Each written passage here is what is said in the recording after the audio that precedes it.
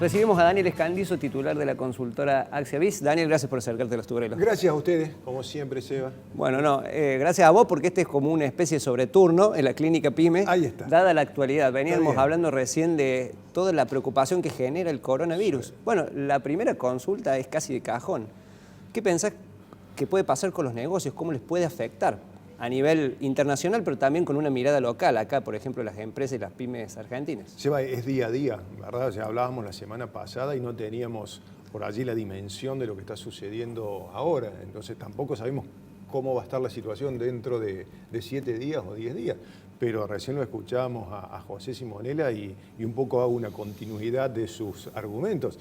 Creo que no va a haber sector que no se vea afectado. En definitiva, las perspectivas, los pronósticos para la evolución del PBI mundial y por ende el PBI de Argentina van todos hacia la baja. Entonces, todos los sectores, yo creo que no va a haber sector que quede inmunizado. Es decir, que hay como una serie de términos médicos. Sí, y hablando, ¿verdad?, también en términos cinematográficos, podríamos llegar a decir una serie de eventos desafortunados. Tenemos un virus inesperado, totalmente, incertidumbre, eso pega en los mercados, pronósticos de recesión, menor actividad. Y también hay algunas cuestiones más allá de la economía, ciertamente, que tienen que ver como, por ejemplo, la distribución, la cadena de suministro, la logística, el traslado de los productos, la comercialización. El traslado, probablemente algunas dificultades para acceder a insumos o materias primas importadas.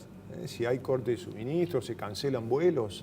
Estados Unidos ha tomado una medida tremendamente drástica. Yo no sé si deberíamos retroceder varias décadas, pero imaginemos que si vamos a la Segunda Guerra Mundial, obviamente que el tráfico comercial aéreo que había en ese momento era muy limitado comparado al que tenemos ahora. Entonces es una medida de cancelar todo lo que es la comunicación entre Estados Unidos y Europa, es tremenda y consecuencias va a haber hacia todo el mundo. Entonces hoy hablaba con algunos empresarios pymes con los cuales yo trabajo y les decía, mire, lo que tenemos que hacer es sentarnos y hacer un análisis de escenario, que es muy simple desarrollarlo, y ver todos estos factores que están sucediendo, claramente inesperados, imprevistos, cómo van a impactar, o por lo menos hacer una proyección incluso hasta el escenario más pesimista, si se quiere, cómo impactaría en mi empresa.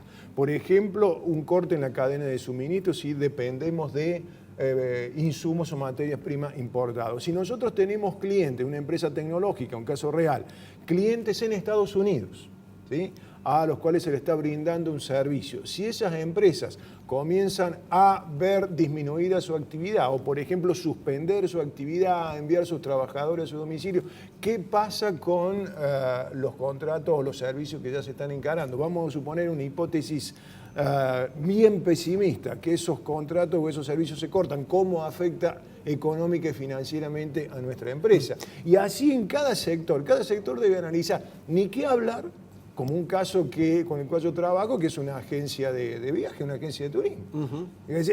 Hoy ya están solicitando que se declare el sector en emergencia.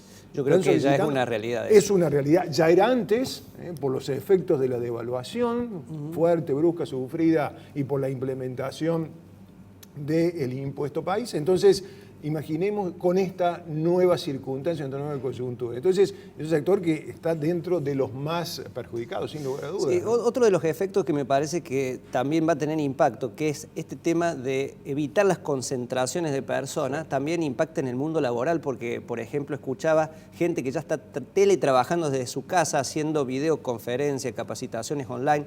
Es decir, que todo lo que sea mediado por la tecnología va a crecer si se, Esto digamos, hemos hablado en esta otras oportunidades, Eva, y yo te decía que la tendencia del teletrabajo o trabajo en el hogar o work from home en su denominación en inglés está siendo cada vez más habitual en muchas empresas y en algunos sectores. Por ejemplo, en lo que es el sector de la tecnología, ¿sí?, tanto lo que es servicios de IT o desarrollo de productos, ellos están muy acostumbrados a trabajar con lo que denominan modalidad remota. ¿Sí? Entonces ya tienen práctica, ya tienen hábitos y ya tienen ciertos protocolos de trabajo. ¿Por qué no es simplemente, Seba, yo te doy conectividad y una computadora y vos podés trabajar en tu casa? No, Hay que seguir cierto modelo, cierto método, determinados horarios, etcétera, y acogerse a determinadas pautas. Es un gran desafío gestionar equipos virtuales. Pero las empresas tecnológicas están ya habituadas, entonces no se van a ver afectados. Vamos a suponer un caso extremo, que ningún trabajador puede ir a su sede de trabajo, trabajan desde el hogar, van a poder seguir trabajando. Otras que no están habituadas les va a ser muy difícil implementar este método en 24 horas o en una semana. En otras no se puede, en una industria manufacturera prácticamente es imposible, ¿verdad? La educación es otro punto. Sí, vos sos docente universitario, así que me imagino que... Aquellas universidades, instituciones educativas que ya tienen implementada una plataforma de distribución de educación digital, van a verse competitivamente fortalecidas. Claro, acá claramente tiene ventaja quien trabajó ya estos temas y tiene desarrollado los canales, ya sea de e-commerce, capacitación. Quien no lo trabajó, quien no hizo del trabajo digital, o en este caso la modalidad de distribución educativa digital, quien no hizo de esto su estrategia o lo incorporó a su modelo de negocio, no lo va a poder hacer en un par de meses o en un par de semanas. Claro. Es imposible, se va a ver perjudicado en mayor forma, ¿no? Bien, vos mencionabas el análisis de escenario como una de las metodologías para no quedarnos como si fuera esto una clínica realmente con el diagnóstico. Vamos un poco a la prescripción y en ese sentido creo que vos tenías también una metodología que refiere a 3 círculos donde son ámbitos de gestión, algunos que se pueden controlar y otros que no. Hoy escuchaba a 2 infectólogas en algunos de los medios hablar de las recomendaciones. Dice, en realidad las recomendaciones que estamos dando para evitar contraer el virus son las mismas que se dan en cualquier temporada invernal para no contraer la gripe. Bueno, en este caso es lo mismo. Lo que estamos viendo, esta metodología, no es para aplicarla exclusivamente en situaciones, como decía Simone, de cisnes negros, hechos imprevistos graves que impactan, sino permanentemente. Fíjense que en el círculo externo tenemos lo que denominamos la zona de la incertidumbre, o dicho de una manera extrema, el caos. Yo no manejo esos factores. No solamente no manejo un virus, tampoco una decisión del gobierno de evaluar, una regulación, implementación de retenciones, etc. Lo que no debo dejar de hacer es estar atento a cómo impactan esos factores. En el círculo naranja tenemos nuestro sector.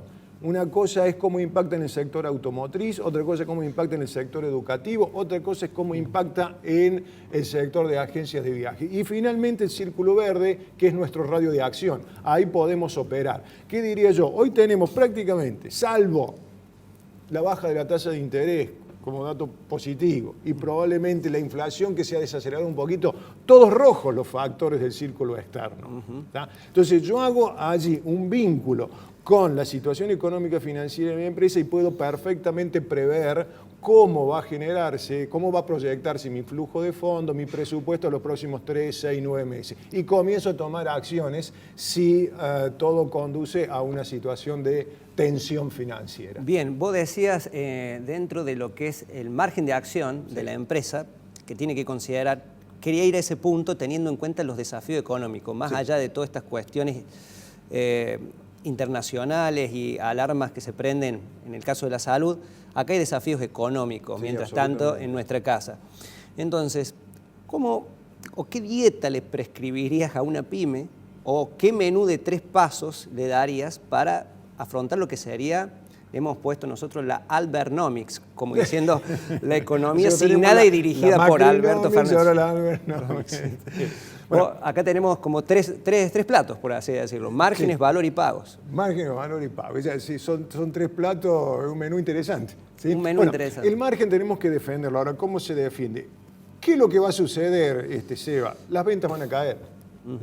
Ahí ya tenemos una fija. En el próximo trimestre, en el próximo semestre, las ventas en la mayoría de los sectores va a caer. Va a disminuir por todo lo que estamos hablando. O sea, hay que defender el margen. Entonces tenemos que defender el margen. ¿Cómo? No nos queda otra que trabajar sobre los costos y sobre la productividad. ¿Sí?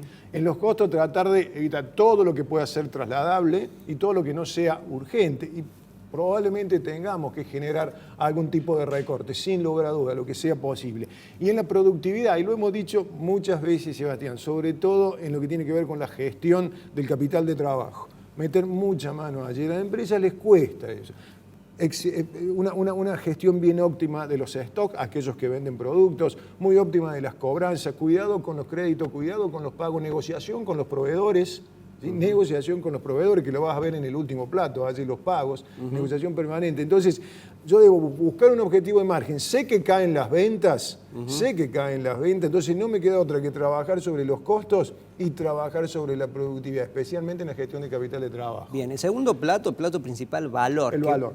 Vos me mencionabas antes en off que básicamente también hay una carencia en este sentido, en lo que es desarrollo de propuesta de valor que excede en lo que es el negocio propio de cada pyme. Lo que yo noto, por supuesto que siempre hemos dicho que hay una diversidad enorme de pymes. ¿Sí? Hay pymes que facturan 20 millones de pesos al año, hay otras que facturan 1.500 millones de pesos. Pero por allí el empresario reacciona cuando siente el impacto en la caja. ¿Sí? Y ese impacto en la caja, como puede ser algún síntoma de un virus, que a lo mejor ya se viene desarrollando, en realidad es consecuencia de problemas económicos. O mi producto deja de ser atractivo, o yo no soy eficiente produciendo, o no soy eficiente vendiendo, o no soy eficiente comercialmente reteniendo a mis clientes. Es decir, que el síntoma es la caja, pero la causa es más profunda. Pero claramente. Entonces muchas veces llegamos al punto de fase de caja y le echamos la culpa, somos malos cobrando, estamos dando demasiado crédito, y el problema muchas veces está en que mi ecuación ventas y costos no funciona. Y digo, ¿por qué no funciona la venta? Dejemos de lado, transitoriamente, hagamos un paréntesis, los efectos que tiene el coronavirus y algunas otras situaciones de la macro.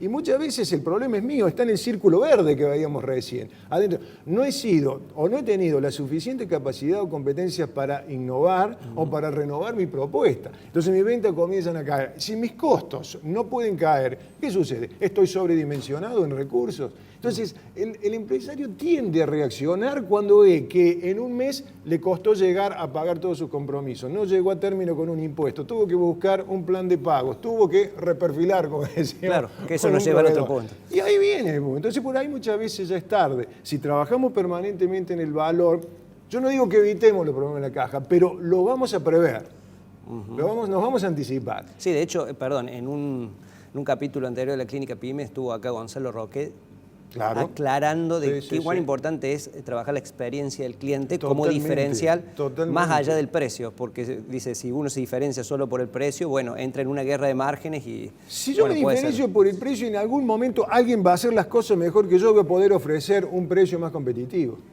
Sin lugar a dudas. Bueno, y nos faltan los pagos. Y nos faltan los pagos. La caja, claro. Vos dijiste reperfilamiento. Acá hay muchas empresas que tienen deudas actualmente. Han surgido las moratorias. Hay algunas que están pensando en reperfilar por deudas que tienen con privados, por otras cuestiones. ¿Es conveniente eso? Bueno, yo creo que hay que analizar cada caso y volvamos porque todo esto pasará en algún momento y seguiremos trabajando sobre temas ya más concretos, ¿no? y del día a día de la pyme. Pero hoy una de las cosas positivas que puede llegar a haber, salvo los días negros que estamos viendo en los mercados, pero se puede acceder a algunas herramientas de financiamiento a tasa de interés bastante razonable, ¿no? Como es el caso de las cauciones bursátiles, ¿no? Entonces son instrumentos de financiamiento a corto plazo que si tenemos alguna garantía podemos estar tal vez trabajando a tasa del 25, 30%, mucho más baja que lo que puede ser un descubierto bancario. Entonces puede haber algunas alternativas de reperfilar, como decimos, me parece excelente el término con proveedor, o a lo mejor utilizar esta herramienta y de esa manera cancelar una deuda con el proveedor, que muchas veces el proveedor no nos fija una tasa de interés explícita, pero no puede cortar la cadena de abastecimiento. Claro. Entonces, me parece que hoy más que nunca, las pymes deben comenzar a trabajar con el mercado de capitales. No digo prescindir del sistema financiero, de los bancos, pero incorporar a la operatoria del mercado de capitales que pueden existir oportunidades interesantes, ¿no? Para financiarnos a tasa más razonable. Digamos, uno de los puntitos que podemos ahí poner en verde, de los pocos que hay.